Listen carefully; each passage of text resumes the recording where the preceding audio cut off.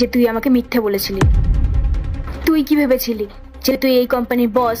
এটা জানার পর আমি তোর কাছে হাত পাতবো, আমি কাঁদবো, আমার সংসার চলছে না এটা বলবো?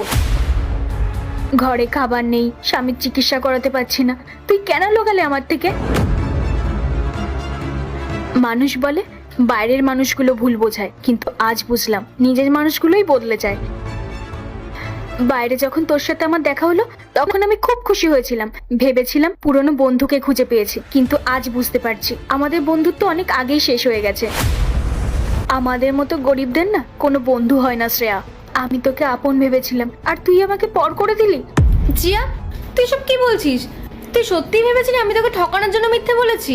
মিথ্যে ছাড়া আর কি? আমি আসছি, আমার এরকম মিথ্যে বন্ধুত্বের আর কোনো প্রয়োজন নেই। দাঁড়া, তুই কি সত্যি ভেবেছিলি আমি তোকে ছোট করার জন্য আমার পরিচয় লুকিয়েছি? জিয়া, তুই আমার জায়গায় দাঁড়িয়ে ভাব, যদি তুই আমার সত্যিটা জানতে পারতিস তাহলে কি তুই আমাকে আগের মতো জড়িয়ে ধরতে পারতিস? তুই কি তখন আমাকে বন্ধু বলে ভাবতে পারতিস? পারতিস না। তোর মাথায় তখন গরিব আর বড় লোকের পার্থক্য চলে আসতো। তুই ভাবতিস আমি বসের সাথে কথা বলছি, সবাই কি ভাববে, তাই আমি ম্যানেজারের পরিচয় দিয়েছিলাম। আমি চেয়েছিলাম তুই আমাকে বস হিসেবে না, বন্ধু হিসেবে দেখ। তোকে ছোট করার বা অপমান করার কোনো মানসিকতাই আমার ছিল না। শ্রেয়া, আমি কি তবে ভুল ছিলাম? তুই জানিস না আমি তোকে ঠিক কতটা ভালোবাসি। তোকে আমি বন্ধু না, নিজের বোনের মতো দেখি। আমাকে ক্ষমা করে দে শ্রেয়া, আমি তোকে অনেক ভুল বুঝেছিলাম। রাগ আর অভিমানের মাথায় আমি তোকে অনেক খারাপ কথা বলে ফেলেছি। আমি ভুলেই গেছিলাম যে তুই আমার সেই ছোটবেলার বন্ধু, তুই কখনো বদলাতে পারিস না।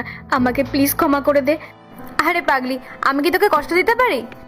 ভগবান তোকে যেন আরো অনেক সাফল্য দেন। আর আমি কথা দিচ্ছি এই বন্ধুত্ব আমি আর কখনো ভাঙবো না। আমি আর কারো কথা শুনবো না, আমি সব সময় তোর পাশে থাকবো। তুই কোনো চিন্তা করিস না। আর জিয়া, আমি তোকে কোনো কথা বলবো না ঠিকই, তবে আমার একটা শর্ত আছে।